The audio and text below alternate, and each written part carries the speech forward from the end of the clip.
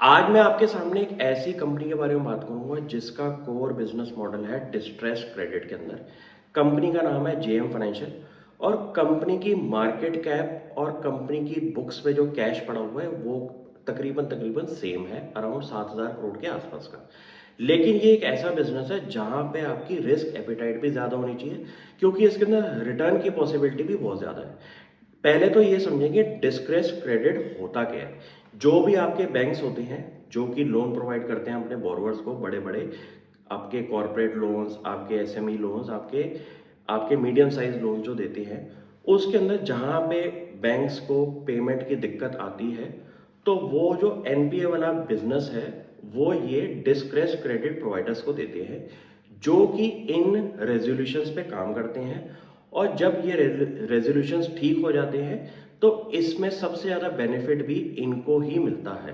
क्योंकि सबसे बड़ी बात तो ये है कि इस कंपनी का जो जेएम फाइनेंशियल है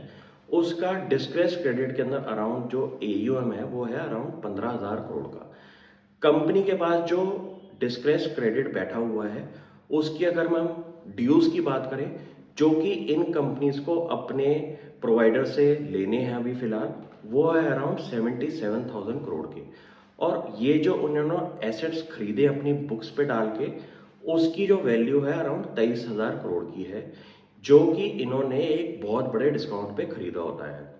क्योंकि जितने भी आपके बैंक्स हैं उनके पास एक्सपर्टीज नहीं होती इन क्रेडिट सॉल्यूशंस के अंदर, क्योंकि एक डिस्ट्रेस सिचुएशन होती है जहां पे आपका कंपनी का जो है डिफॉल्ट की प्रोबेबिलिटी ज़्यादा हो जाती है और उस पर काफ़ी ज़्यादा काम करने की रिक्वायरमेंट आ जाती है एक्सट्रीम प्रोफेशनल्स की। तो अब इस बिजनेस की अगर मैं बात करूं तो ये एक ऐसा स्पेशल सिचुएशन बिजनेस होता है जहां पे आप कंपनी के साथ मिलके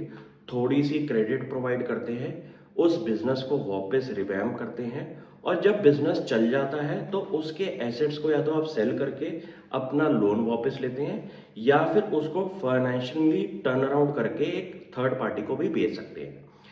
अब मैं इस बिजनेस के रिटर्न ऑन एसेट्स की अगर बात करूं तो अराउंड 2.4% का है, जो कि एक बहुत हाईएस्ट लेवल पे बिजनेस आप कह सकते हैं कि बैंकिंग ऑपरेशन के अंदर काम कर रहा है। रिस्क ज्यादा होने की वजह से इसके अंदर रिटर्न्स भी आपकी ज्यादा होती हैं। और कंपनी की अगर मैं बात करूं जेएम फाइनेंशियल की, तो उन्होंने इस सिर्फ बिजनेस के लिए अराउंड 50 प्रोफेशनल्स रखे हुए हैं, जो कि धीरे धीरे इन कंपनीज को वापस जिंदा करते हैं और इनको फाइनेंशियली टर्न अराउंड करके अपने एसेट्स बेच के उसका जो पार्ट है प्रॉफिट का अपनी कंसोलिडेटेड बुक्स में दिखा देते हैं। ये एक बहुत टेक्निकली एडवांस बिजनेस होता है जहां पे बहुत ज़्यादा रिस्क लगता है आपका, क्योंकि एक बिजनेस जो कि बैंक ने डिफॉल्ट करके आपको खरीदने के लिए बेचा है, उसके अंदर आप पॉसिबिलिटी ऑफ रिटर्न्स की देखिए कि कितनी कम होगी। लेकिन इनकी भी एक्सपर्टीज वहां पे काम आती है कि उसमें उस लोन्स को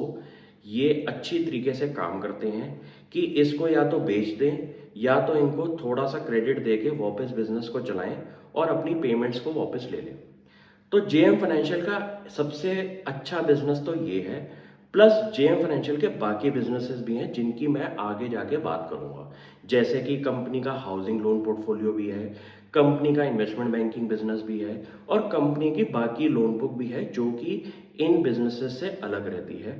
तो एक कंसोलिडेटेड लेवल पे आप कह सकते हैं कि जेएम फाइनेंशियल एक इन्वेस्टमेंट बैंक है जो कि डिफरेंट डिफरेंट वर्टिकल्स में काम करता है और उनकी प्रॉफिटेबिलिटी भी अच्छे लेवल पे इस टाइम ट्रेड कर रही है। मैं मार्केट में ऐसी बेट्स भी लेता हूं अपने कुछ परसेंटेज की पोर्टफोलियो की, जहां पे थोड़ा सा रिस्क इन्वॉल्व भी होता है लेकिन रिटर्न की पॉसिबिलिटी भी आपकी ज्यादा होनी चाहिए। तो आप भी इस कंपनी को फर्दर स्टडी करें और आपको काफी इंटरेस्टिंग लगेगा इसका बिजनेस समझने में कि डिस्ट्रेस एसेट्स क्या होते हैं और उनमें कैसा पैसा बना सकते हैं। Thank you.